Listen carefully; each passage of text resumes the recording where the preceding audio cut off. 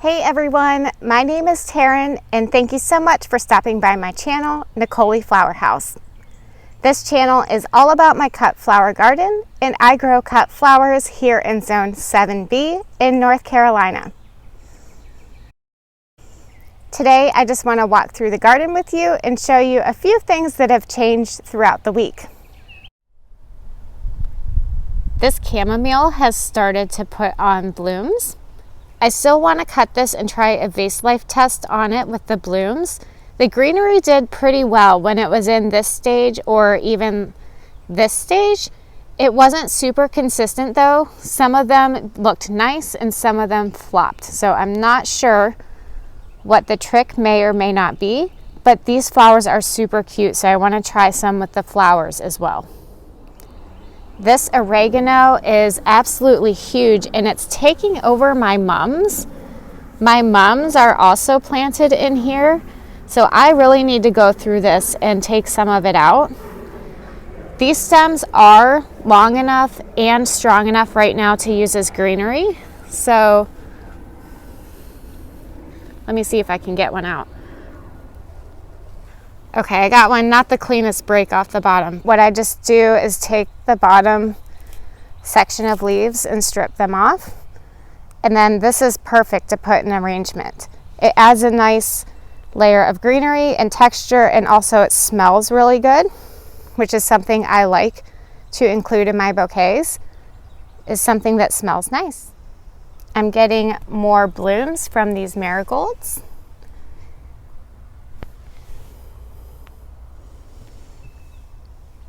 And as soon as I take the first flower off down here, it'll pinch this plant back and then I'll get better branching from the base.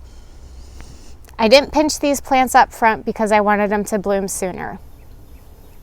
The Orlea that came up from self-sowing is giving me so much filler right now. This plant here on the end is giving me really tall stems. Look how tall this stem is. Probably close to 2 feet.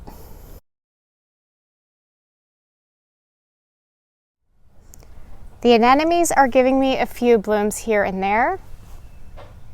I would say maybe 4 or 5 a day at the most.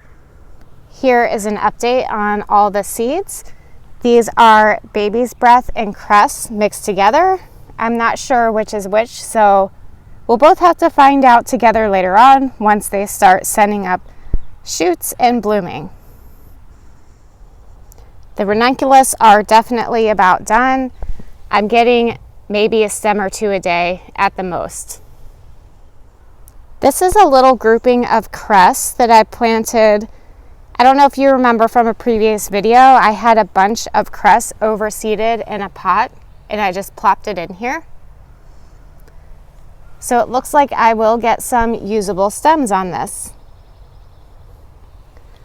All these seedlings that you see popping up here, these are self-sown. I had a celosia plant here last year that went to seed. So I may not even do much with this bed and just let this celosia come up.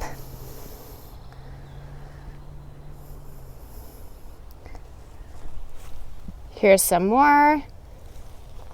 This is a Rudbeckia plant that came back from last year, as well as these. I am running out of space for my dahlias. I have 2 more boxes of dahlias, so I know I had planned on planting that in this bed, but I don't want to tear out these plants. So I may have to come up with a new plan.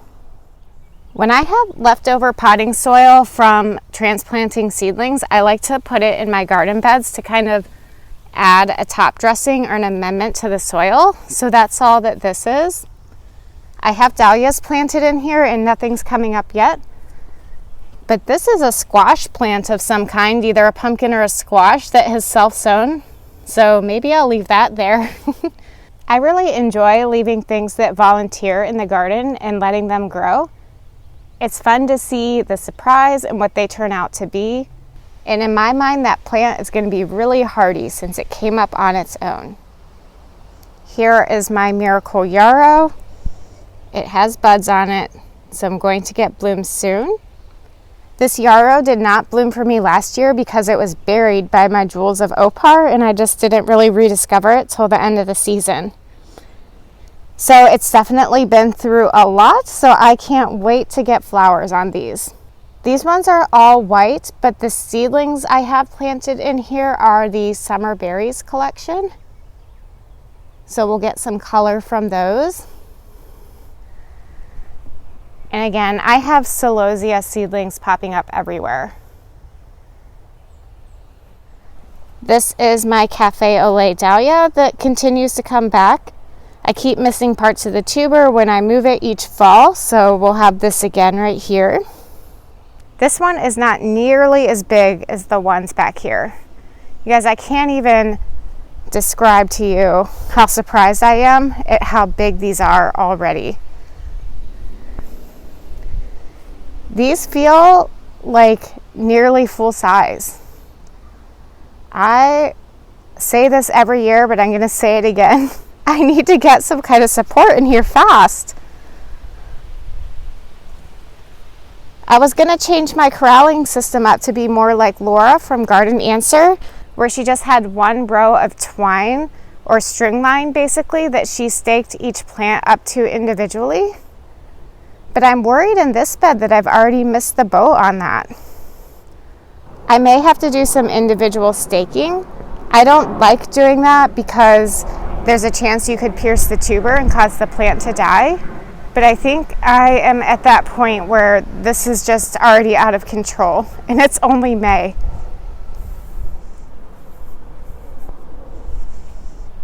I don't see any blooms or buds on these yet.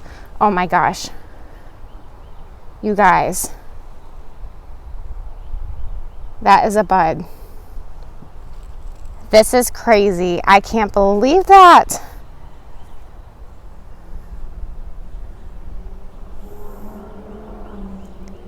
Blooms won't be far behind. Here's a little baby sprouts from the new dahlias that I planted. These are the ones I got in the mail that I ordered in. Of course, there's grass in here, but this is just the size difference on the ones that overwintered versus the ones that I just planted. Looks like the risk will pay off again for me this year. This one right here, buds as well.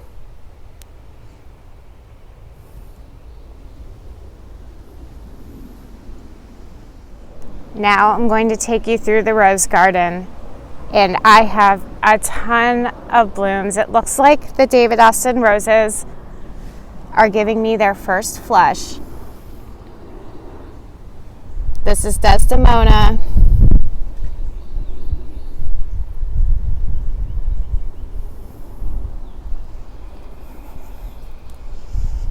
This one is Vanessa Bell.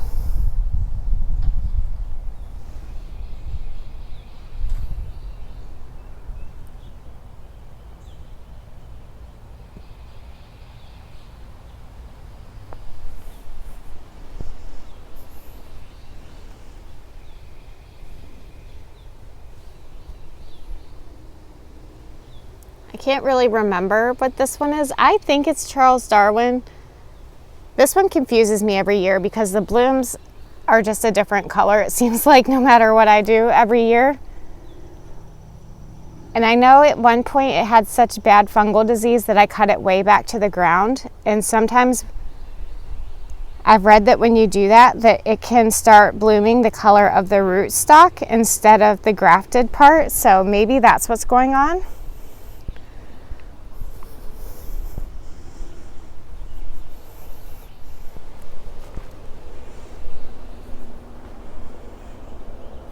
Look at Strawberry Hill.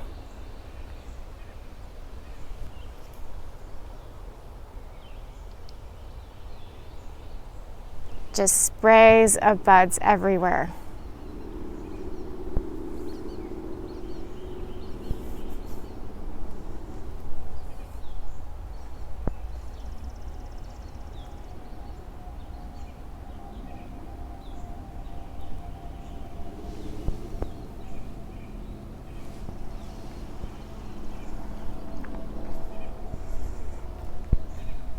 I believe this one here is Wild Eve.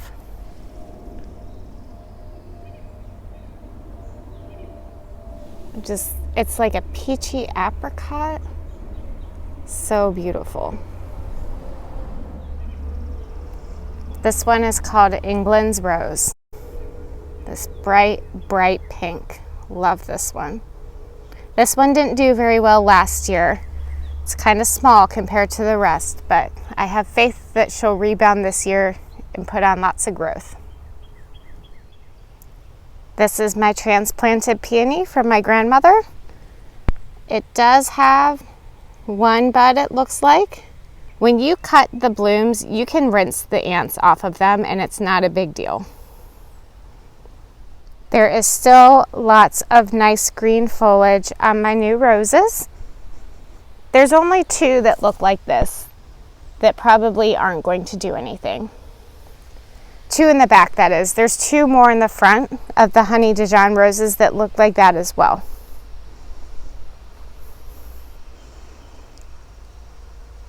Just look how beautiful this is shaping up to be. These plants right here, this is Siberian elm. These are a super fast and can get really big, but I wanted a privacy hedge over here, so that's why I put these in. These literally did nothing for the first 2 years that I had them, and now they're just exploding. I did a vase life test on this foliage, and I was really disappointed because it didn't do well, because this would have provided so much greenery. I still might try again and do some more testing on it, but I'm just going to have to keep these pruned and under control. I think these trees can get to be like 40 feet tall if you don't cut them. But I plan on keeping them at a reasonable height and just topping them off to give us a nice privacy hedge right here. And these are also situated in a way that I believe the shadow is going to fall this way, which is fine because that's basically a walkway right there. And then these will still get sun. These are in the shade right now because it's morning. The roses on this side from the fence. But once the sun gets higher throughout the day, they get full sun as well. Okay. There's a lot of weeds right here. I believe this is poison ivy, but next to that, this right here, I believe is hyssop. And unfortunately, I didn't recognize it super early and I kept pulling it out. I thought it was a weed, but it's not. Actually, here's a little piece of the tag left over. That's why I don't like using plastic tags out here, because they just disintegrate in the sun. But yeah, this is called hyssop or hyssop, and that's what this is. So it has come back from last year, what has survived my weeding and accidental weeding, which obviously I need to do a lot more of. It's getting a little crazy. We've had some rainstorms, so with the rain comes the weeds. But the pollinators really liked this last year, so I'm glad it came back. I did get a ton of my seedlings planted. I plan on finishing the rest of that up this weekend. I have 3 rows in the garden mats, and I have them covered up with shade cloth because it is going to be 87 degrees today. It was 87 degrees yesterday. That is not the ideal weather conditions to plant seedlings, but that is when I had time. So unfortunately, they had to go out. I'm trying to protect them the best I can with the shade cloth, and then I'm also watering them twice a day. I also have my shade cloth picked up on the edges to help with ventilation, and hopefully I'm not trapping too much heat under there, and the breeze can still go through there. They don't look that bad for all that they're going through. An update on the seedlings that I have left to plant out. This tray here of some zinnias and celosia. This is Jewels of Opar. That needs planted out. I have a tray of mixed items in the back. These are all Snapdragons.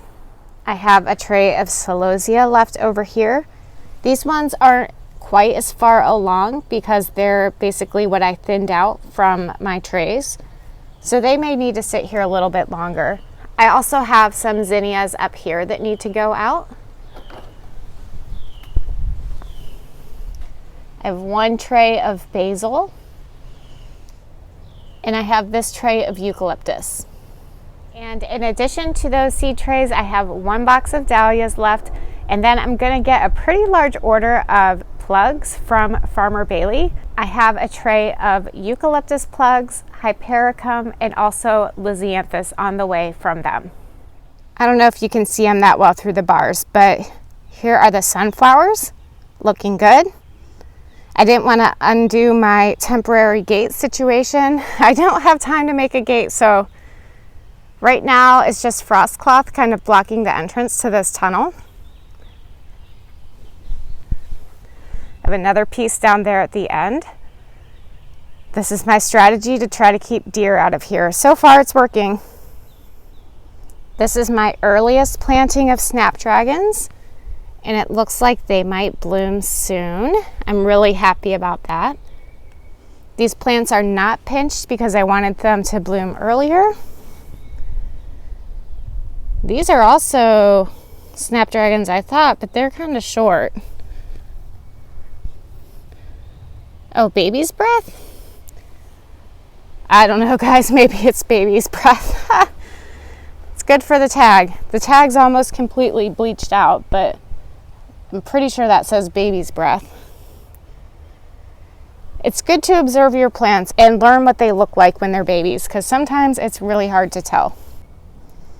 This is my second planting of Snapdragons, so much, much smaller. Got some,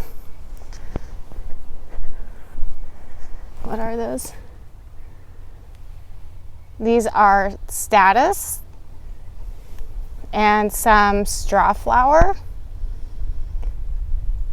and asters. Honestly, everything's mixed together. I just didn't have time to do my plan. Sometimes I just feel a real urgency to get the plants in the ground and get going. These stalk look really nice compared to the other ones, so maybe they'll give me bigger blooms.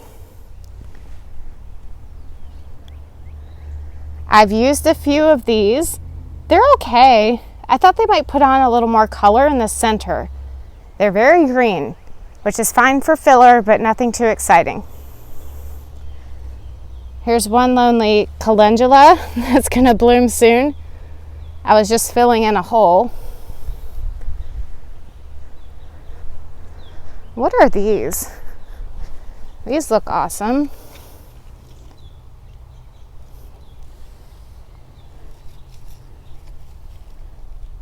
Oh, these are calendula as well. So maybe we'll get blooms on this soon. And these ones, I was really excited because I was like, oh, are they scabiosa? But that's these little tiny baby plants right here. So we'll wait a little longer on scabiosa. I think these are scabiosa as well. Sorry guys, I'm having trouble knowing what's what here. Got some tags. Can do some research later once they start blooming. Like here's a stalk. This one's really pretty. It's okay.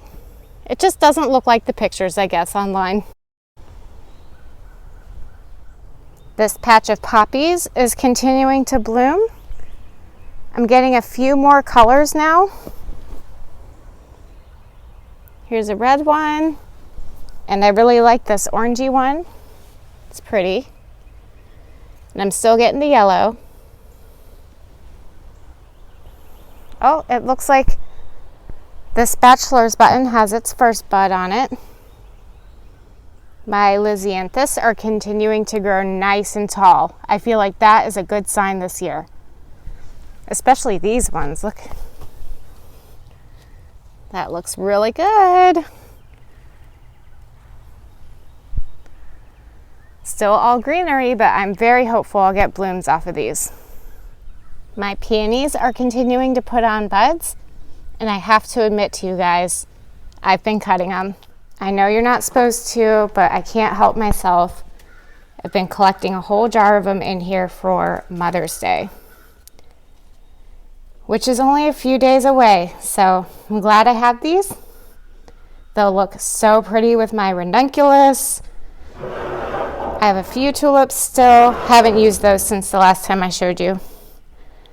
And still nothing happening on these. They're getting mushy and moldy.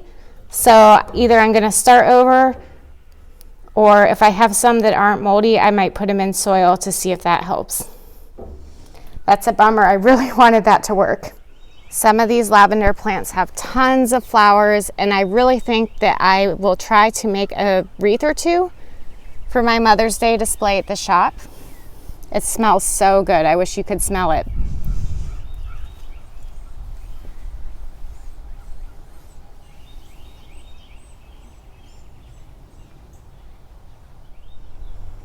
And this week, the Foxglove continues to be the star of the show.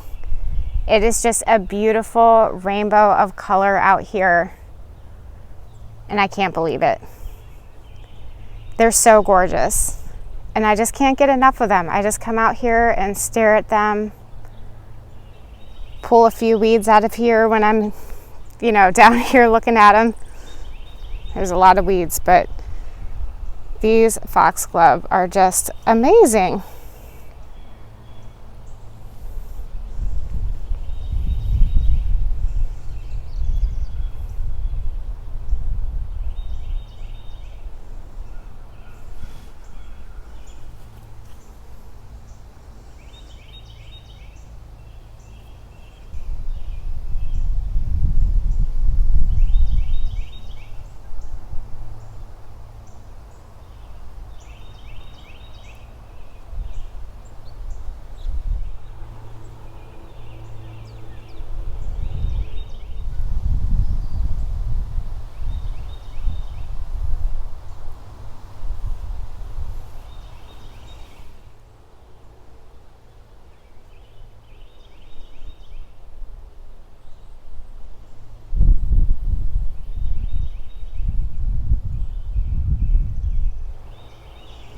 It's just hard for me to capture the full beauty of this entire row in the front here.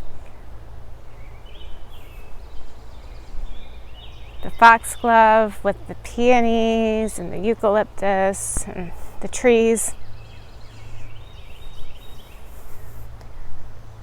And as soon as I get this weeded, it's gonna look so good.